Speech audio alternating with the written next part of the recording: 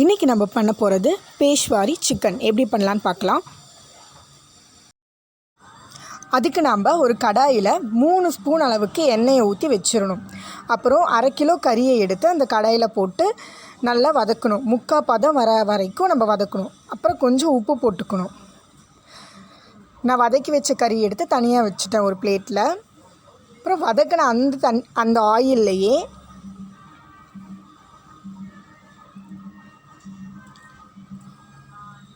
கொஞ்சம் இஞ்சி பூண்டு பேஸ்ட்டு 2 ஸ்பூன் அளவுக்கு போட்டுக்கணும். அப்புறம் அதை நல்லா வதக்கணும் அந்த எண்ணெயிலேயே. அப்புறம் 5 அளவுக்கு பச்சை மிளகாய் எடுத்து போட்டுக்கோங்க. அதையும் நல்லா வதக்கிக்கோங்க. அப்புறம் ஒரு வெங்காயம் நல்லா பொடியாக நறுக்கி வச்சு ஒரு வெங்காயம் போட்டு நல்லா வதக்கிக்கோங்க.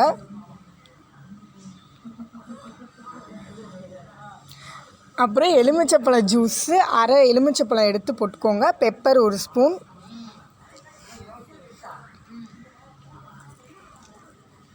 போட்டு வதக்கிக்கோங்க. 2 ஸ்பூன் கரம் மசாலா தூள் போட்டுக்கோங்க. அப்புறம் 1 ஸ்பூன் மிளகாத்தூள்,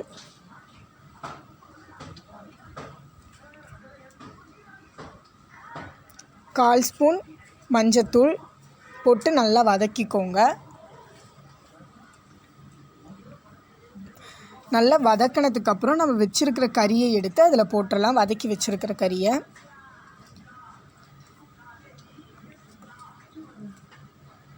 அப்புறம் இதை நல்லா வதக்கிட்டே இருங்க.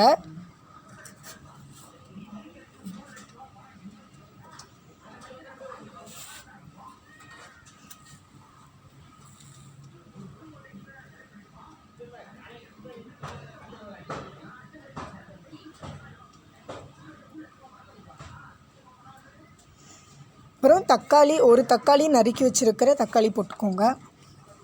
அதையும் நல்லா வதக்கிக்கோங்க.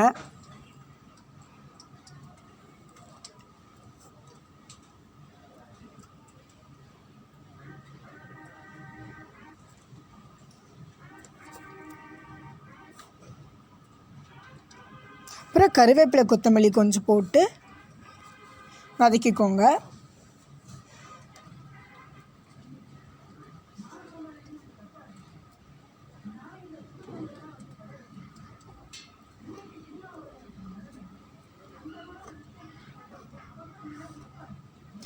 அப்புறம் கொஞ்சம் தேவையான அளவுக்கு தண்ணி, ஒரு 1/2 கப் அளவுக்கு தண்ணி ஊற்றி வதக்கிக்கோங்க நல்லா வேகிறதுக்கு.